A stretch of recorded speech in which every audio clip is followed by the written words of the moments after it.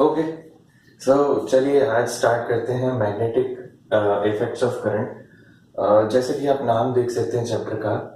Chapter के अंदर ये बताया जा रहा है कि करंट की वजह से मैग्नेट कैसे बनते हैं। माने कि करंट जब फ्लो होगा तो कोई भी चीज कैसे मैग्नेट की तरह बिहेव करना शुरू कर देगी, वो सिखाया गया। तो मैं आपको थोड़ा सा इंट्रोडक्शन देता हूँ कि आखिर ऐसी क्या प्रॉपर्टी है करंट के अंदर कि वो भी मैग्नेटिज्म शो कर सकता है, जैसे कि एक साधारण मैग्नेट करता है। जैसे नॉर्थ एंड नॉर्थ रिपेल कर रहे हैं, नॉर्थ और साउथ अट्रैक्ट कर रहे हैं। और आपने 6 क्लास में पढ़ा होगा कि अगर मैं मैग्नेट को फ्रीली लटका दूं तो अर्थ की मैग्नेट के अकॉर्डिंग वो एडजस्ट हो जाता है और वो नॉर्थ साउथ डायरेक्शन के अंदर अलाइन हो जाता है। आपने ये भी पढ़ा होगा कि अगर मैग्नेट को नीचे फेंक के तोड़ दें तो टुकड़ों में टूट जाए तो उसके खुद से नॉर्थ और साउथ अपने आप बन जाते हैं अपने आप। फिर आप उन दोनों मैग्नेट से आप वो अट्रैक्शन वाला और रिपल्शन वाला गेम खेल सकते हो। ये हमने किया भी होगा, राइट। तो बेसिकली एक्चुअल में होता क्या है, हर चीज यानी कि मैटर के अंदर होता क्या है, एटम। अगर मैटर के अंदर एटम होता है तो एक एटम का स्ट्रक्चर मैंने यहाँ बनाया और हमारी पहली क्लास के वीडियो में भी था, ठीक है। तो यहाँ पे बहुत इंपॉर्टेंस है इसका। न्यूक्लियस के अंदर न्यूट्रॉन प्रोटॉन होते हैं एंड इलेक्ट्रॉन चारों तरफ गोल गोल घूम रहा है, ठीक।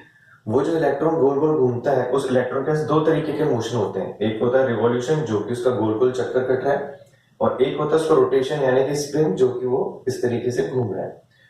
अब यही दोनों मोशंस जो हैं ये डिसाइड करते हैं कि कोई भी मटेरियल जो होगा मैग्नेटिक होगा या नहीं होगा। फॉर एन एग्जांपल मैं बताता हूँ आपको, मैंने पहले ही बताया, अगर एक इलेक्ट्रॉन क्लॉकवाइज स्पिन कर रहा है और दूसरा इलेक्ट्रॉन एंटी क्लॉकवाइज स्पिन कर रहा है तो दोनों एक दूसरे को कैंसिल कर देंगे, क्योंकि एक का स्पिन प्लस है और एक का स्पिन माइनस है, तो दोनों एक दूसरे को कैंसिल कर देंगे।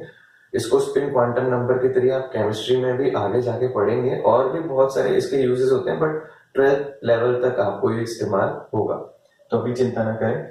तो इनका स्पिन जब कैंसिल हो जाता है तो इनकी मैग्नेटिज्म की प्रॉपर्टी खत्म हो जाती है।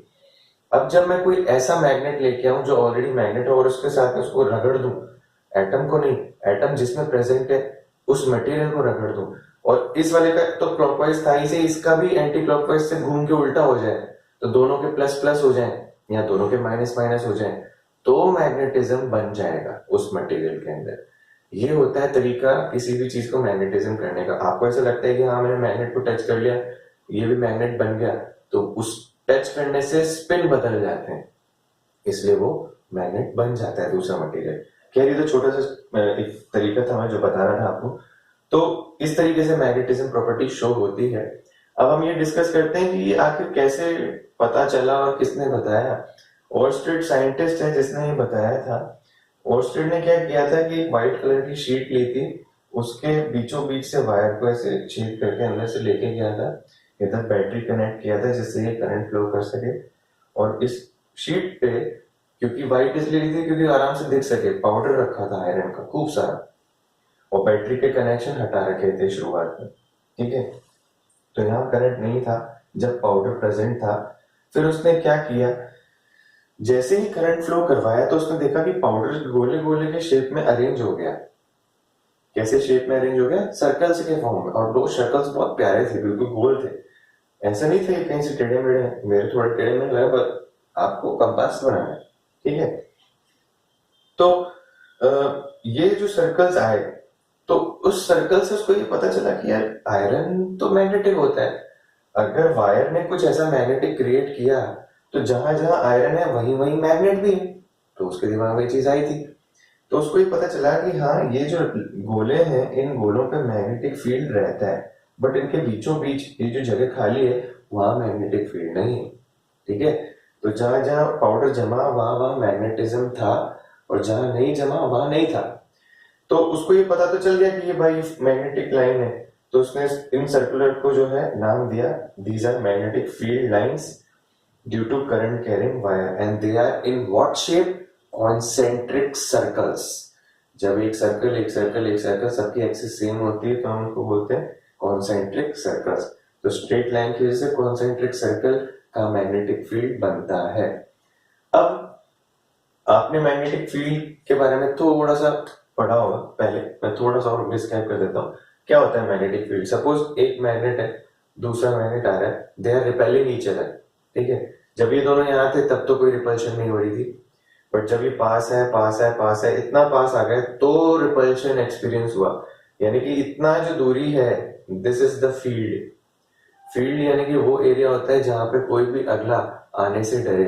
फॉर एन एग्जाम्पल, अगर आपकी गली में कोई कुत्ता है ना, डॉग्स होते नहीं, स्ट्रीट डॉग्स हमारे गली में, तो अगर कोई बाहर से कोई दूसरा डॉगी उस गली के अंदर आता है तो दे स्टार्ट बार्किंग, भौंकने लग जाते हैं और उसको बाहर फेंक के आते हैं उस डॉगी को जो भी नया आता है। तो ये इसलिए होता है क्योंकि वो उसका फील्ड है उस डॉगी का जो पहले से वहां रह रहा है, और वो उस फील्ड में एंटर होगा तो वो अगला जो है उसको बेयर करना पड़ेगा जो भी रिएक्शन होगा उस पर्टिकुलर ऑब्जेक्ट का। तो इसी तरीके से ये मैग्नेट जो था जब इतनी दूर था तो उस पर कोई फोर्स नहीं लग रहा था, फर्स्ट मैग्नेट और ये दूसरा मैग्नेट। जब इस मैग्नेट को मैं यहाँ खींच के लाया तब तक इसके ऊपर कोई फोर्स नहीं लग रहा, बट जैसे इस लाइन के अंदर एंटर हुआ वैसे इन दोनों पे फोर्सेस लगने चालू हो गए रिपल्शन के। तो मुझे पता चल गया कि हाँ भाई ये वो लाइन है जहां पे इसका मैग्नेटिक फील्ड चालू हो चुका है। तो मैग्नेटिक फील्ड एक इमेजिनेशन होता है, सिर्फ आप सोच सकते हो, देख नहीं सकते कि चारों तरफ कुछ है, बट हाँ एक इमेजिनेशन होता है कि हाँ ये वो जगह है जहां पे किसी भी ऑब्जेक्ट के ऊपर फोर्सेस लगना शुरू हो जाएंगे। ठीक, अब मैग्नेटिक फील्ड है तो भाई मैग्नेटिक फील्ड की डायरेक्शन भी होती है। ठीक है, इसीलिए जो है मैंने यहाँ पे लिखा है it depends on magnitude. Magnitude पे भी डिपेंड करता है और डायरेक्शन पे भी डिपेंड करता है। इसका सिंबल बी लेंगे आप, ठीक है, जैसे फोर्स का एफ लेते थे। और इसकी डायरेक्शन कैसे फाइंड करते हैं उसके दो तरीके हैं। आपने मैग्नेटिक कंपास देखा होगा। मैग्नेटिक कंपास जो होता है ऐसे गोल कलर का, नॉर्थ साउथ ईस्ट वेस्ट उस पर सब दिखा रखा होता है। एंड आपके मोबाइल में भी आ रहा है आजकल, तो एंड्रॉइड के अंदर कंपास नाम से सॉफ्टवेयर आता है, आप डाल के यूज कर सकते हैं। आपको पता चल जाएगा कि नॉर्थ इधर है, वेस्ट इधर है, सब। क्योंकि हम लोग मानते हैं कि ईस्ट में भगवान को रखा जाता है और इस तरीके की हमारी चीजें हैं। तो आप देख सकते हो घर पे कि आपके भगवान ईस्ट में ही रखे हैं कि नहीं रखे। हालांकि सन को देख के भी हम पता लगा सकते हैं, बट अगर कभी रात के टाइम कंफ्यूजन हो तो वो सॉफ्टवेयर काम का है। ठीक है, तो एक तरीका तो है कि मैग्नेटिक कंपास से मैं पता लगा लूं कि ईस्ट कौन सा है, वेस्ट कौन सा है, नॉर्थ कौन सा है, साउथ कौन सा है। और एक तरीका ये होता है कि जो रूल होता है, हमारे हैंड रूल होते हैं। ठीक है, तो पहला रूल जो अपने एनसीईआरटी का है वो है right hand thumb rule. Right hand thumb rule ये बताते हैं कि कभी भी वायर जा रहा हो, स्ट्रेट करंट कैरिंग वायर, तो उसकी वजह से मैग्नेटिक फील्ड कैसे पता लगाएंगे आप। तो मैं आपको तरीका सिखा रहा हूँ, ये तरीके की प्रैक्टिस कीजिएगा क्योंकि बहुत इंपॉर्टेंट है। पहले सबसे पहले आपको ये देखना है कि अपना अंगूठा, अंगूठे की जरूरत पड़ने वाली है हमें। तो अंगूठा एंड फिंगर्स ध्यान से देखें। जिस तरफ करंट जा रहा हो, अगर करंट ऊपर जा रहा है तो करंट की डायरेक्शन में अपने अंगूठे को रखें। थंब रिप्रेजेंट्स अंगूठा, ठीक है, थंब रिप्रेजेंट्स अंगूठा। करंट शो कर रहा है, ये करंट ऊपर जा रहा है, करंट ऊपर जा रहा है। आपकी फिंगर्स को खोल लें। अगर मुझसे पूछा गया कि बताओ इस वायर के सीधे हाथ पे right hand side of this wire magnetic field क्या है, तो मैं इसको यहाँ ले जाता हूँ और राइट हैंड साइड में देखता हूँ कि मेरी उंगलियां कहाँ जाना चाहती हैं। मेरी उंगलियां इस बोर्ड के अंदर जाना चाहती है, तो मैं यहाँ पे लिख दूंगा कि मैग्नेटिक फील्ड जो है इस तरफ अंदर की तरफ है। फिनिश। ठीक, फिर उसके बाद मुझसे पूछता है बताओ कि नहीं भाई इस तरफ कितना है मैग्नेटिक फील्ड, इधर इस तरफ लेफ्ट हैंड साइड में, तो मैं इधर चला जाऊंगा। अंगूठा फिर से मैं ऊपर ही रखूंगा और इस तरफ उंगलियों को देखूंगा कि ये बाहर आना चाह रही है। ठीक है, तो यहाँ से अंदर जा रहा है और वो यहाँ से मैग्नेटिक फील्ड बाहर आ रहा है। तो ये कुछ इस तरीके का डायग्राम है कि अगर ये एक वायर है तो ये मैग्नेटिक फील्ड यूं गोल गोल घूम रहा है, क्योंकि रूल ऐसा है ये गोल गोल यूं घूमेगा।